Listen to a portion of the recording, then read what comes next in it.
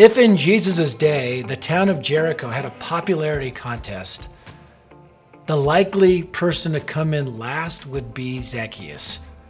Zacchaeus was short, he was a tax collector, and you got to understand something. Every Jew during this time viewed tax collectors as sellouts to Rome. Not only that, but they would overcharge oftentimes the Jewish people and keep the rest for themselves. So they were wealthy and they were living on the finances of their common people. So they were looked at as traitors and as people who were literally thieves, stealing their money from them. So most likely Zacchaeus was a hated man. But when Jesus came to town, this short, wealthy tax collector wanted to see him. He wanted to get a glimpse of hope, this one they said was the Messiah. So he climbs a tree, which was a humiliating thing to do in that time. And everybody knew why he was climbing the tree, because he was short. When Jesus saw him, what did Jesus say? He said, Zacchaeus, come on down. I'm going to your house today. And Zacchaeus threw a party for Jesus, because Zacchaeus, somewhere along the line, had believed that Jesus was the Messiah. And in the midst of this party, he stands up and he says, look now, I'm giving half my possessions to the poor.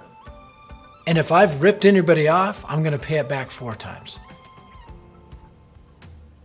Jesus says salvation has come to his house. Because Jesus said the Son of Man has come to seek and save that which is lost. Zacchaeus was lost, but his heart was transformed through this encounter with Jesus. What happened as a result? Boy, the poor were taken care of. And social injustice was corrected. See, the real key to, I think, helping poverty and helping in justice is an encounter with Jesus. When God begins that heart transformation in somebody's soul, it spills out. Henry David Thoreau once said, for every 1,000 hacking at the leaves of evil, 1 strikes at the root. There's a lot of social justice programs and, let's stop poverty programs. But the only thing ultimately I believe that will transform this world when it comes to justice and eradicating poverty is an encounter with Jesus Christ, because what Jesus does is he makes people generous. He transforms their soul. He makes them want to correct injustice in the world.